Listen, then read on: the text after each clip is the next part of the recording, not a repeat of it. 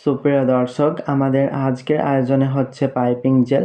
খুবই সহজভাবে তৈরি করে দেখাবো। এই পাইপিং জেলটি একদম পারফেক্টভাবে মাত্র 3 থেকে 4টি উপকরণে তৈরি করতে পারবেন। এই পাইপিং জেলটি যে কোনো কেকের মধ্যে এই পাইপিং জেলটি যদি ব্যবহার করা হয়, কেকটা দেখতে অনেক বেশি সুন্দর লাগবে। এই পাইপিং জেলের টেস্ট কিন্তু অনেক বেশি মজার। সবাই আমাকে বলেছে পাইপিং জেলের রেসিপি তৈরি করে দেখাতে, তাই তৈরি করে দেখাচ্ছি আপনাদের জন্য।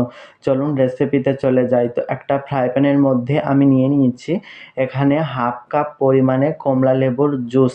আজকের পাইপিং জেলটি আমি অরেঞ্জ ফ্লেভারের বানাচ্ছি বলে আমি এখানে কমলা লেবুর জুস ব্যবহার করেছি। আপনারা চাইলে পানি দিয়েও কাজটি করতে পারেন।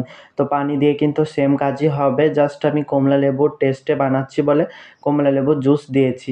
তো এখানে 2 টেবিল চা চামচ মতো চিনি দিয়েছি। আপনারা চাইলে নিজের স্বাদ মতো চিনি দিয়ে জাস্ট এরকমভাবে একটু ফুটিয়ে নিতে হবে। জাস্ট একটা বলক তুলে নিতে হবে। এই পর্যায়ে আমি 1/4 কাপ পরিমাণের হাফ পানি নিয়েছি। পানির মধ্যে দিয়েছি 1 টেবিল চা চামচ কর্নফ্লাওয়ার। এই কর্নফ্লাওয়ারটাকে খুব ভালো মতো পানির মধ্যে গুলে নিচ্ছি। অবশ্যই কিন্তু এই রেসিপিতে কর্নফ্লাওয়ারটা ব্যবহার করতে হবে। তো কর্নফ্লাওয়ার ঘোলা মিশ্রণটি আমি দিয়ে দিচ্ছি ডাইরেক্ট। এবার গ্যাসের ফ্লেম লোতে রেখে খুব ভালো মতো মিক্স করে নিতে হবে, যাতে কোনো লাম্পস না থাকে। খুব ভালো মতো মিক্সটা করে নিতে হবে। ভিডিওটিতে দেখানো অনুসারে ঠিক এইরকমভাবে খুব ভালো মতো মিক্সটা করে নিতে হবে। তো খুব ভালো মতো আমি মিক্স করতে থাকছি, যাতে কোনো লাম্পস না থাকে।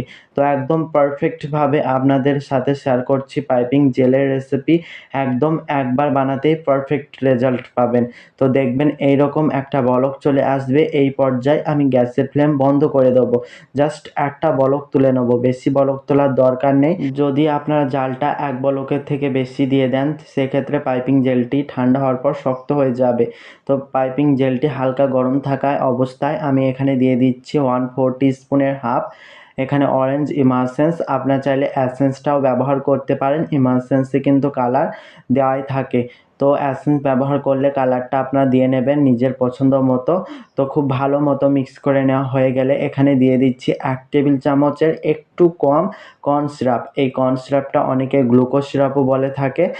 কর্ন সিরাপটা দেওয়ার পর কিন্তু খুব ভালো মতো মিক্স করে নিতে হবে, যাতে কোনো লাম্পস না থাকে।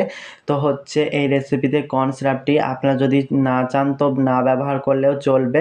এটা ব্যবহার করার 2টি কারণ হচ্ছে, এটা সংরক্ষণ করা যাবে অনেক দিন পর্যন্ত, এবং কর্ন সিরাপটি ব্যবহার করার কারণে গ্লেসি একটা চকচকে ভাব চলে আসবে।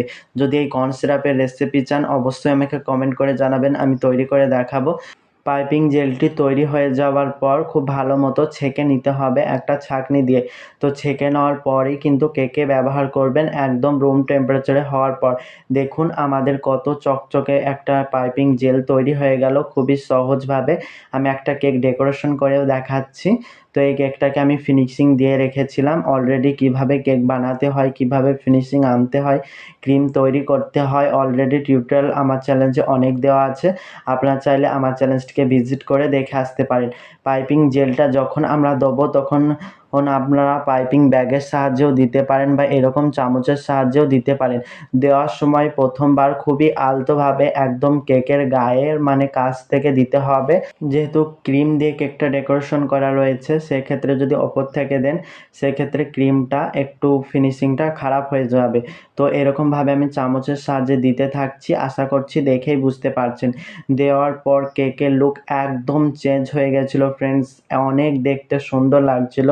এই ক্যামেরাতে যতটা দেখতে সুন্দর লাগছিল, তার থেকে অনেক বেশি গুণ কিন্তু দেখতে বাইরে থেকে রিয়েলিটিতে দেখতে অনেক বেশি সুন্দর লাগছিল। আশা করছি আজকের রেসিপিটি ভালো লাগবে। ভালো লাগলে অবশ্যই কমেন্ট করে জানাবেন। ভিডিওটিতে একটা লাইক করে পাশে থাকবেন। তো দেখুন আমি নিউট্রাল জেলটা দিয়ে দিচ্ছি। আপনারা চাইলে পুরো কেকটাকে কভার করতে পারেন এই পাইপিং জেলটা দিয়ে। তো এই পাইপিং জেলটাকে অনেকে কেউ বলে নিউট্রাল জেল, কেউ বলে পাইপিং জেল। হাতে যদি সময় থাকে তো কেকের মধ্যে এই পাইপিং জেলটা দেওয়ার পর 10 মিনিট ফ্রিজে রেখে দেবেন, তারপর ডেকোরেশন করবেন। আমার হাতে সময় ছিল না বলে আমি সাথে সাথে ডেকোরেশন করছি। তো এই দেখুন আমি এরকম একটা নজেলের সাহায্যে জাস্ট অ্যাক্টিভ করে এই ডিজাইনটা করে নিচ্ছি। খুবই সিম্পল রেখেছি ডিজাইনটা। তো জাস্ট এরকমভাবে ডিজাইনটা করে নিচ্ছি। কিছু এখানে হোয়াইট কালারের স্প্রিঙ্কল দিয়ে দিচ্ছি। এই স্প্রিঙ্কলটা দেওয়ার পরে কিন্তু একদম কেকের লুক চেঞ্জ হয়ে গেছিলো। দেখতে অনেক বেশি বেশি সুন্দর লাগছিল। আপনারা যারা নজেল ছাড়াই ডেকোরেশন করতে চান তাদের জন্য পাইপিং জেলের রেসিপি একদম পারফেক্ট। খুবই সহজভাবে তৈরি করে দেখিয়েছি, 100% গ্যারেন্টি দিয়ে বলছি। আমার রেসিপি যদি তৈরি করেন একদম পারফেক্টভাবে পাইপিং জেলটি তৈরি করতে পারবেন। তো আজকের রেসিপিটি কেমন লাগলো অবশ্যই জানাবেন। সবাই ভালো থাকবেন, সুস্থ থাকবেন। আজকের রেসিপি এই পর্যন্ত। ওকে, বাই।